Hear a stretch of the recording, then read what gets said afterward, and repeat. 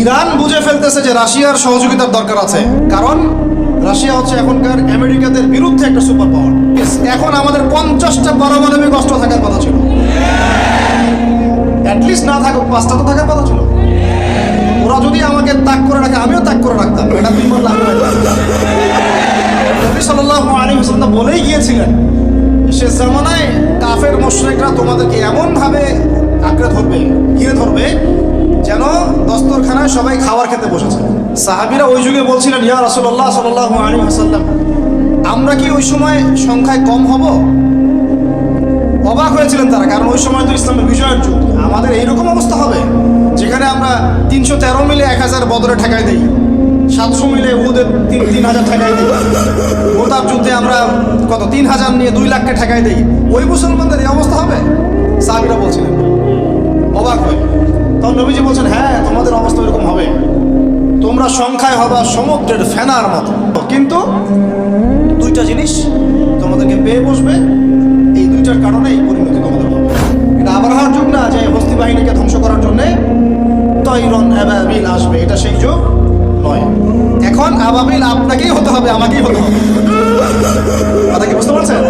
এটা নিজেদের তাকদীর, নিজেদের ভাগ্য, নিজেদের ভবিষ্যৎ আল্লাহর উপর তাওয়াক্কুল করে তার হুকুম মেনে আমাদেরকেই করতে হবে ইনশাআল্লাহ। পৃথিবীর সমস্ত জুলুম উঠে যাবে ইনশাআল্লাহ। কোনো মাজলুমের অধিকার আর খর্বিত হবে না, প্রত্যেক মাজলুম তার অধিকার ফিরে পাবে ইনশাআল্লাহ। একটা বাচ্চার রক্তের প্রতিশোধ আমরা নিব ইনশাআল্লাহ। একটা বোনের ইজ্জতের বদলা আমরা নিব ইনশাআল্লাহ। একটা ভাই যাদেরকে অন্যায়ভাবে হত্যা করা হয়েছে এদের রক্তের বদলা আমরা নিব ইনশাআল্লাহ। আমরা বেঁচে না থাকলে আমার সন্তান নিবে ইনশাআল্লাহ, ও বেঁচে না থাকলে তার সন্তান নিবে ইনশাআল্লাহ। আমরা কিছু ভুলি নাই, ভুলে যাবও না ইনশাআল্লাহ। এই দুনিয়া ততদিন পর্যন্ত ফানা হবে না যতদিন এই দৃশ্য বিশ্ববাসী না দেখছে ইনশাআল্লাহ। তোমাদের যা করার আছে করো, যা ইচ্ছা করতে থাকো। এখন বিশ্বের মুসলমানদের রক্তের হোলি খেলায় মেতেছে, যেখানে মুসলমান সেখানেই নির্যাতন, চায়নায় নির্যাতন, ওইখানে ইয়াতে কি বলবো, এটা কি সিরিয়াতে নির্যাতন, তারপর ইয়েমেনে নির্যাতন, ফিলিস্তিনে নির্যাতন, ইরাকে করে গেল, তারপরে লেবাননে করে, জর্ডানে করতেছে, আরব কান্ট্রিগুলোর মধ্যে, আফ্রিকার কান্ট্রিগুলো, যে কোনো জায়গাতে তাকান দেখবেন খালি মুসলমানদের উপর নির্যাতন। এর জন্য শুধু ওরা দায়ী নয়, এর জন্য আমরাও দায়ী। কেন নির্যাতন আসবে না, কেন আল্লাহর গজব আসবে না? কারণ নবী সাল্লাল্লাহু আলাইহি ওয়াসাল্লাম বলেই গিয়েছিলেন, সে জামানায় কাফের মুশরিকরা তোমাদেরকে এমনভাবে আঁকড়ে ধরবে, ঘিরে ধরবে, যেন দস্তরখানায় সবাই খাবার খেতে বসেছে।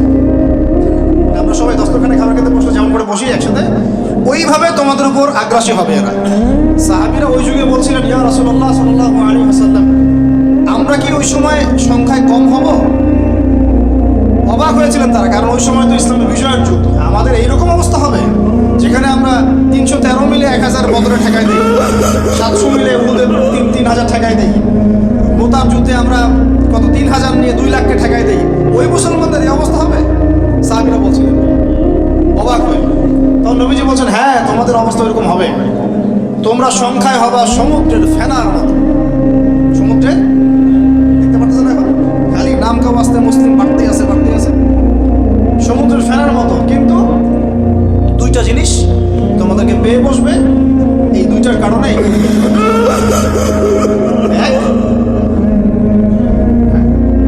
এক নম্বর হচ্ছে তোমাদের মধ্যে দুনিয়ার মহব্বত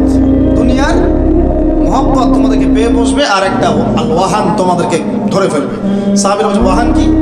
নবীজি বলছেন, তোমরা আল্লাহর পথে জীবন দিতে চাইবে না, এই ভয়, আল্লাহর পথে জীবন দেওয়ার ভয় তোমাদেরকে পেয়ে বসবে। এই দুইটা যখন তোমাদেরকে পেয়ে বসবে, তখন এই কাফের মুশরিক মুনাফিক যারা যারা আছে সবাই মিলে তোমাদেরকে একটা কচু কাটা করে ফেলবে। শুধু এই যুগে না, প্রত্যেক যুগে যুগে যখনই মুসলমানদের উপরে এই দুটা এসেছে, তখনই মুসলমানরা আক্রমণের শিকার হয়েছে। কখনো তাতারিদের হাতে, চেঙ্গিস খানের বংশধর মনে আছে, মঙ্গলরা, ওরা এসে মুসলমানদেরকে একদম কেটে ফেলে দিয়েছিল। কতদিন, 40 দিনের মধ্যে বাগদাদে ওরা মনে হয় প্রায় 10 থেকে 15 লক্ষ মানুষকে হত্যা করেছে, তাতারিরা মুসলমানদেরকে, আব্বাসীয়দের সঙ্গে। এরকম হিস্ট্রি অনেক আছে। তারপরে যখন ফাতেমি সাম্রাজ্য চলছিল, তখন ক্রুসেডাররা এসে মুসলমানদেরকে হত্যা করেছে। তারপরে আবার করেছে চেঙ্গিদের সময়, আইয়ুবীদের সময়, এমনকি মোগল সাম্রাজ্য। এর আগেও যখন দুনিয়া প্রীতি আর ওহান ঢুকে গিয়েছিল, তখন দেখা গেছে যে মুসলমানদের মধ্যেই মারামারি চলতেছে। ওখান থেকে গিয়ে কর্ডোবা ইসলামী খেলাফত হয়েছে। এগুলো হিস্ট্রি পড়বেন, ইতিহাস নিয়ে ইনশাআল্লাহ একদিন কথা হবে। আমার নিয়ত আছে আপনাদেরকে হিস্ট্রি শোনানোর, একদম আদম আলাইহিস সালাম থেকে শুরু করে এই পর্যন্ত যা যা হয়েছে ইসলামের ইতিহাসে একটা একটা করে ধারাবাহিক পর্ব আকারে আসবে ইনশাআল্লাহ। এতে করে খুব অল্প সময়, হয়তো 10 মিনিটের মাদ্রাসা এমন হতে পারে, 10 থেকে 15 মিনিটের মাদ্রাসা, এর মধ্যেই একটা একটা করে পর্বে একটা একটা করে হিস্ট্রি আসবে ইনশাআল্লাহ। যদিও খুব টাফ এই কাজটা করা, এবং এটার জন্য অনেক ইনভেস্টমেন্টের দরকার, আল্লাহ পাক যেন সহজ করে দেন। তো মূল কথাটা আমি বলছি যে যখন আমরা এভাবে দুনিয়া প্রেমে ঢুকে গিয়েছি এবং আল্লাহর পথ থেকে সরে আসছি, মার খেতে হয়েছে। এখন আমাকে বলেন তো দেখি, আমরা কি আমাদের অবস্থার উন্নতি চাই না? এতক্ষণ যা বুঝালাম, এতে কি বুঝতে পারলেন যে দিন এখন শুধু একটা নিভু বাতির মতো চলছে? গুটি কয়েক মানুষের মধ্যে হক সীমাবদ্ধ হয়ে যাচ্ছে। প্রবলেমগুলো কি আপনারা ফাইন্ড আউট করতে পারেন? প্রবলেমগুলো দেখেন, সারা বিশ্বে ইসলামী কোনো খেলাফত আছে? ইসলামের কোনো ঐক্য আছে? একজন আমিরুল মুমিনিন আছে? একটা জামা আছে? একটা ইমারা আছে? আমাদের কি অর্থনৈতিক শক্তি আছে? ভিত্তিটা নাই। পুরো বিশ্বের রাজনৈতিক ক্ষমতাকে আমরা নিয়ন্ত্রণ করি?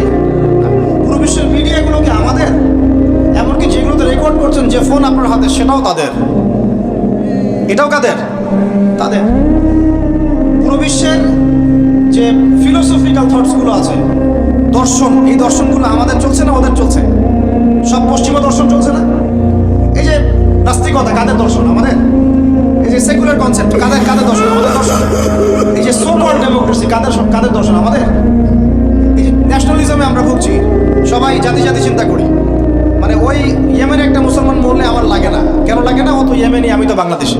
এই যে গোত্রীয় বিভাজনটা আমরা করেছি ন্যাশনালিজমের মাধ্যমে, এতে করে ইউনিটিটা নষ্ট হয়ে গেছে। গোত্রে মানুষ থাকতে পারে, কিন্তু সবার মধ্যে একটা হৃদ্যতার বন্ধ থাকতে হবে। এইটা ইসলাম দিয়েছিল। আনসার, মুহাজির, দুইটা আলাদা শব্দ না, দুইটা আলাদা বৈশিষ্ট্য, কিন্তু তারা কি আলাদা ছিলেন? একদম নিজের মায়ের পেটের ভাইয়ের চেয়ে বেশি, তাই না? এটা ইসলাম।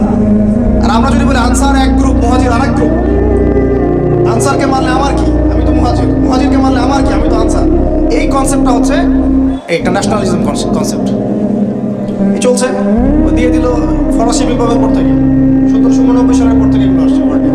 1789 থেকে শুরু করে 1914 পর্যন্ত এই সময়টাতে তারা বিশ্বটা দখল করেছে। কত সময়?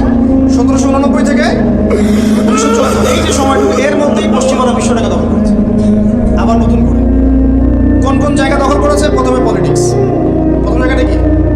পলিটিক্স। তারপরে সামরিক শক্তি, ওদের মানে এক্সট্রাঅর্ডিনারি সামরিক শক্তি তারা বিশ্বকে দেখিয়েছে।